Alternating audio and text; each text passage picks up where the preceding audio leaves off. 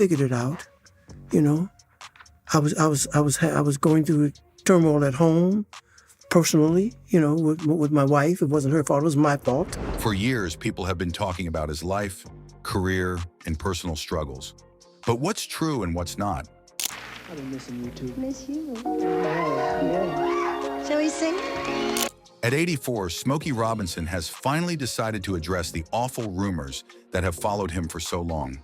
What did he reveal? Why did he wait so long to tell the truth? Let's find out what Smokey has to say. Yeah, my father had a very interesting story, in fact, because he had run away from home. He was 12 years old. He was born in Selma, Alabama in 1896. And he ran away from home when he was 12 years old and never talked to or saw anyone in his family from that day forward. Smokey Robinson grew up in a big family. There were 11 kids in his house, all living together in a small space. His mother had passed away, but his father was still around, and his sister had brought her kids to live with them. So, Smokey was one of many children trying to make it through tough times. So my mom passed when I was 10. And then my older sister, who had 6 kids of her own by that time, came back to live in the house. And she ended up having 10 kids. So that's how my nieces and nephews are actually like my brothers and sisters. And there were 11 of us. Growing up in the ghetto, or the hood, Smokey didn't always know how hard things were. He didn't realize they were poor because everyone around him was living the same way. He remembers sleeping in a tiny bed with 2 of his nephews. The bed was so small that it was almost like a twin-sized bed for all 3 of them. They didn't have much, but they had each other. I slept with 2 of my nephews in a little bed. It was about as big a size as a twin bed, you know. So we were all piled up there and everything.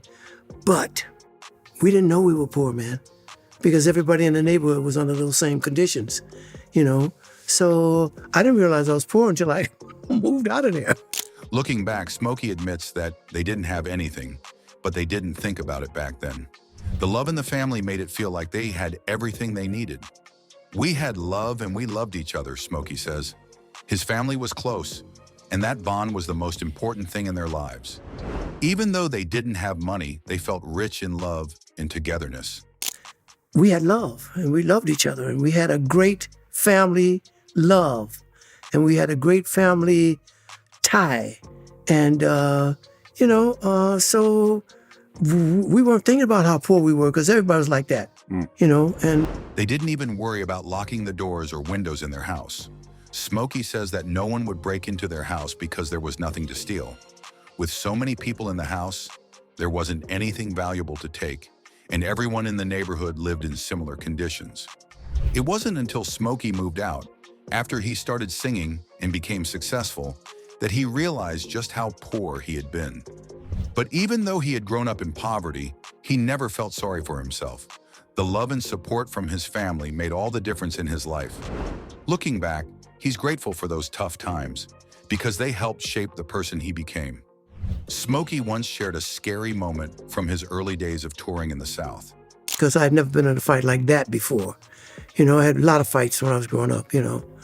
But I had never been in a fight like that where boys were hitting each other in the head with baseball bats and knocking each other out with baseball bats and that kind of stuff, you know. It was just crazy. This was back in the time of Jim Crow laws, when racism was very strong in the southern states.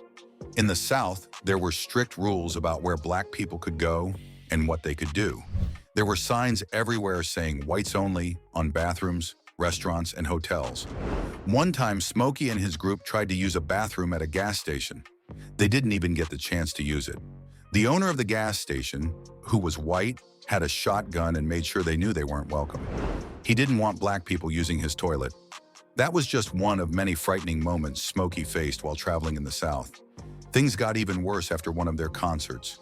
Smokey and his band were actually shot at. It was a terrifying experience, but it was sadly not uncommon during that time. The racism in the South was different from what Smokey had seen growing up in Detroit or visiting his grandmother in Memphis. Although Smokey spent time in Memphis, where his grandmother lived, he didn't face much racism there until he started touring in the South. When he began traveling, he realized how harsh and dangerous racism was. Even though I grew up in a neighborhood where there was everything. Yeah. Everything you could think of was in my neighborhood, you know. One of the hardest times was when he got addicted to cocaine in his 40s. It wasn't something he planned or even thought would happen, but it did. Before this, Smokey wasn't a big drinker. He never really liked the taste of alcohol, and he never got into drinking much, even as a teenager. He preferred smoking weed, which was the drug he felt most comfortable with. He lived in a neighborhood where there was access to all kinds of drugs, but he avoided cocaine for a long time. He never experimented with it, even though it was all around him. It wasn't until later in life that things changed. In his 40s, Smokey tried cocaine. He says it wasn't crack cocaine, just the powder form, but it still had a big effect on him. At first, he didn't realize how badly it would affect his life. Slowly, he found himself getting worse. Smokey described himself as a walking corpse during this time. He was so addicted that he lost weight and felt horrible about himself. At one point, he weighed only 120 pounds, and none of his clothes fit him. To keep his pants up, he had to use safety pins, and he would wear his shirts outside to hide it. He was in a very bad place, and he hated himself for letting it get that far. I got to that point. Whereas I was just walking around and, 5'11", and I'm walking around, I weigh 120 pounds, and I don't have any belts or any pants or anything like that fit me, and I have to take a safety pin, and pin my pants on this side and on this side. Smokey found himself addicted to cocaine. It was a tough time in his life, and he couldn't understand why he was letting himself go down that path. Looking back, he said that if he had written a story about his life, it would have been perfect at that point. But instead of being happy, he found himself in the grip of drugs. He knew something was wrong, but couldn't figure out why he was hurting himself in this way. And I hated me, for even letting myself get to that point, because if I could have sat down and written what I wanted my life to be, I would have written exactly what it was at that point. So why am I doing this to me? At the same time, Smokey was dealing with personal issues at home. He and his wife were going through a rough patch, and although it wasn't her fault, he took the blame. It was a difficult situation. Smokey had also made another mistake that added to the pressure. He had a child outside of his marriage. This was a big problem for his wife, who had always made it clear that she didn't want any surprises like that. She had spent many years on the road with him, and her one rule was, "Don't bring me any babies or diseases." But that's exactly what happened, and it caused a lot of pain in their relationship. Eventually, Smokey had to tell his wife about the child, and this was the breaking point. The marriage ended in divorce. Yes. She had always told me, that's the one thing she said, I've been on the road with you. I've been on the road out there. I was on the road for the first 10 years y'all were on the road. She said, I know what happens out there. Just don't bring me no babies. Don't bring me no diseases, and don't bring me no babies. During this period of his life, Smokey couldn't figure out why he was turning to drugs. His father had just passed away, and his father had been his role model.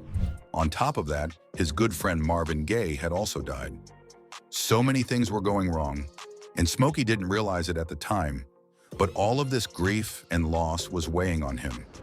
He was trying to escape the pain, but as he later realized, you can't escape from yourself. I figured it out. I was going through turmoil at home, personally. With my wife. It wasn't her fault. It was my fault. By 1986, Smokey was ready to leave his addiction behind, but he didn't just kick the habit on his own. He found help in a way he never expected. One night, Smokey went to a church, and a minister there prayed for him. The amazing thing was, the minister already knew everything he was going through. Smokey had never told anyone about his struggles, but the minister knew it all. She told him that God had led her to pray for him, and she even knew that if Smokey didn't change, he would have a stroke because of the drugs. That night, Smokey felt something incredible happen. The minister prayed for him, and after that, he walked out of that church feeling completely free. It was as if the addiction had been lifted from him, and from that moment on, he never went back to drugs. I know she could sing. Yeah, when I found out she could sing was when she moved away from the block. She moved to a place called the Brewster Projects.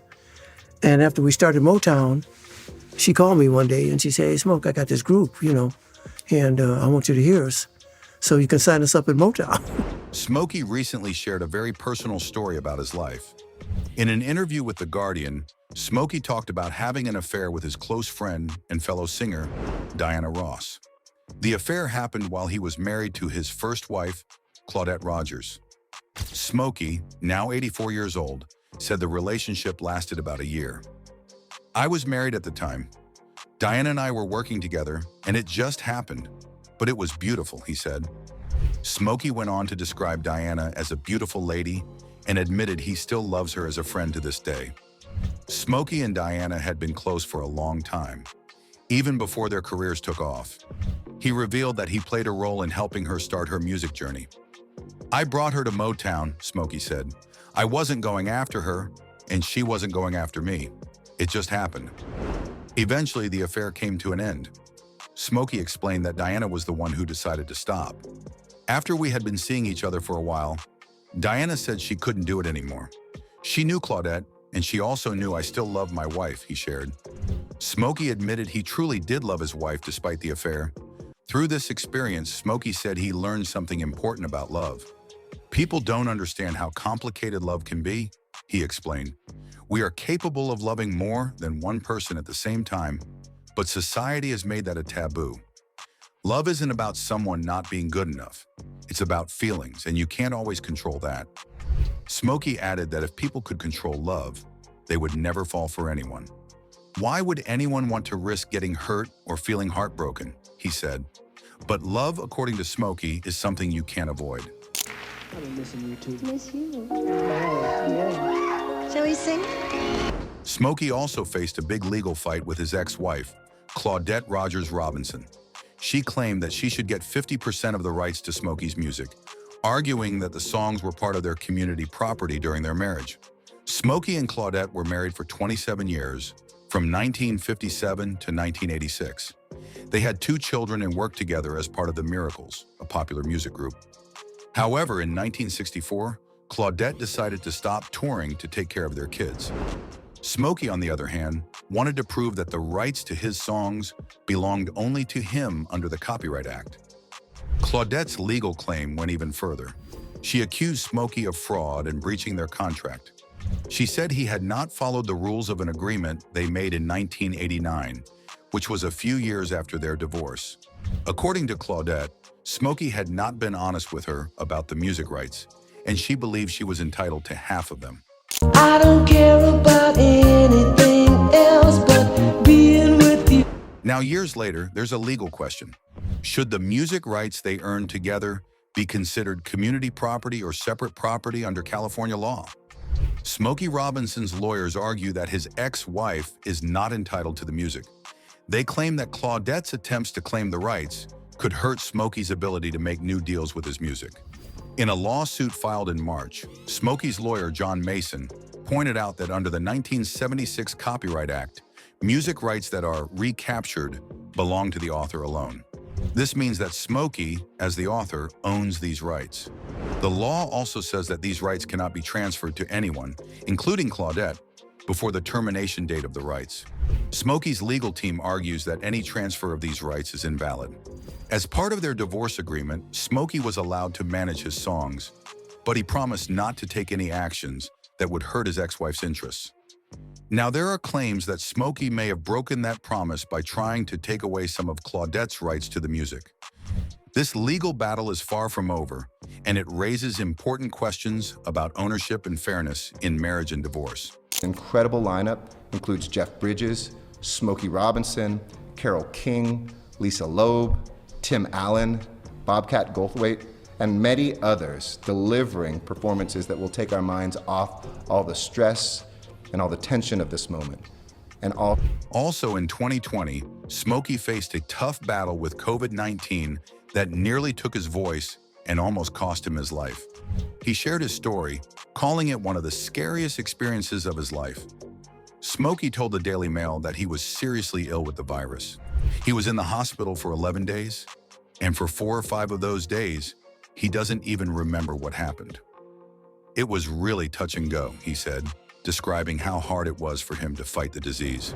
One of the worst parts of his illness was losing his voice. "I could barely even talk," Smokey recalled.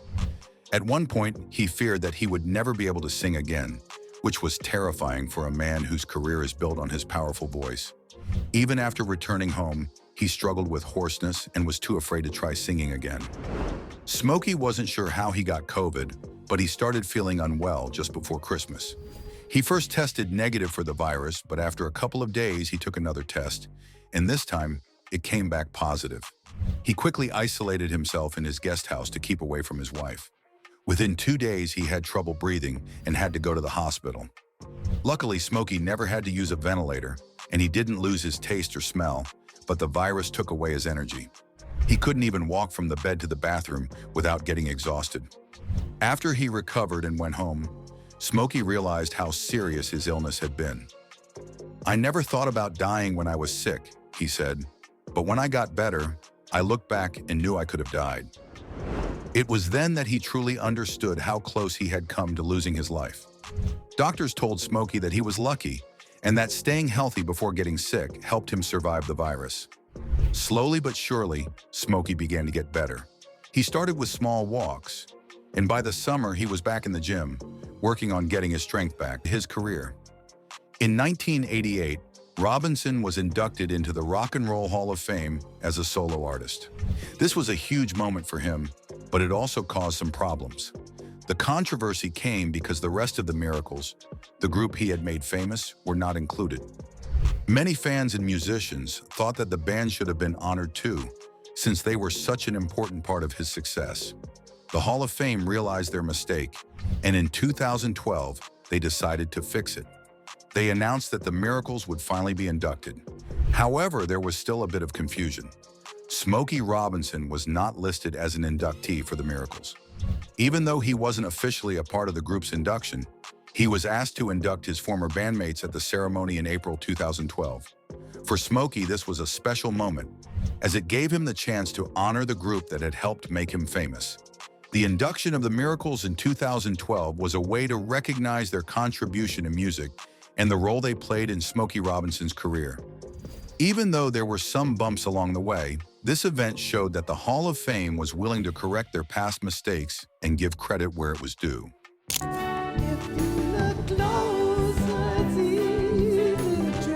Now let's talk about his musical career. Smokey Robinson and his band, The Miracles, met a man who would change their lives forever. This man was Berry Gordy, the founder of Motown Records. Before that meeting, Robinson and The Miracles had a tough time getting noticed. They had just failed an audition with Brunswick Records. Robinson had brought along a Big Ten notebook with 100 songs he wrote in high school. Gordy liked Robinson's singing, but what impressed him the most was Robinson's passion for songwriting. With Gordy's help, The Miracles released their first single, Got a Job, which was a response to a hit song by the Silhouettes called Get a Job. This was just the beginning of a long partnership. Around this time, Robinson was studying electrical engineering at college, but he dropped out after just 2 months. The success of The Miracles' first record made him decide to focus on music full-time. Gordy soon started Tamla Records, which later became Motown. The Miracles were one of the first groups to sign with Motown, even though they had worked with Gordy before the label was formed. In 1960, The Miracles had their first big hit, Shop Around. This song was Motown's first million-selling record. Over the next decade, Robinson wrote, sang, and produced many hit songs with The Miracles, including You've Really Got a Hold on Me, I Second That Emotion, and The Tears of a Clown. Later on, Robinson wanted to spend more time with his family. He also became Motown's vice president. Despite this, the success of The Tears of a Clown kept him on the road with The Miracles until 1972. His last performance with the group was in Washington, D.C. in July 1972. Robinson's journey from a high school songwriter to a Motown legend shows how passion, talent, and hard work can lead to incredible success. Spread your joy around the world. After taking a break from music for a year, he came back strong in 1973 with an album called Smokey. This album had a special song called Sweet Harmony that paid tribute to his old band, The Miracles, and the hit ballad Baby Come Close. He followed it up with Pure Smokey in 1974, but it didn't produce many hits. At this time, other artists like Marvin Gaye, Stevie Wonder, and Eddie Kendricks were dominating the charts, making it hard for Robinson to keep up. Even though his popularity wasn't as strong as before, he got some recognition from another famous musician. In 1976, George Harrison, from the Beatles, included a song called Pure Smokey on his album 33, and 1/3 as a tribute to Robinson. The Beatles had always admired Robinson, and they even covered one of his songs, You Really Got a Hold on Me. In 1975, Robinson came back with A Quiet Storm, an album that had 3 big singles, Baby That's Back At Ya, The Agony and the Ecstasy, and Quiet Storm. The song Quiet Storm even inspired a new radio format called Quiet Storm, which became popular on late-night radio. However, his work as a vice president at Motown slowed down his music career for a while, and some of his albums like Smokey's Family Robinson and Love Breeze didn't get much attention. But Robinson found his spark again. His collaborator Marv Tarplin helped him overcome writer's block, and together they created the song Cruisin'. This became one of his biggest hits, reaching #1 on the Cashbox charts and #4 on the Billboard Hot 100. It was his first solo song to reach #1 in New Zealand. He also had a hit with Let Me Be the Clock from his album Warm Thoughts, but it didn't do as well as Cruisin'. The singles Just to See Her and One Heartbeat became big hits, and Just to See Her even earned him his first Grammy Award in 1988. This was one of his most successful albums, selling over 900,000 copies in the US. Robinson left Motown and signed with SBK Records. Though his album Double Good Everything didn't do well, he made a brief comeback in 1999 with the album Intimate. His next major project was a gospel album called Food for the Spirit in 2004. Robinson announced that he would release his first new album in nearly a decade, called Gasms. The first single, If We Don't Have Each Other, came out in January 2023, showing that Smokey Robinson's music still has a place in the hearts of fans.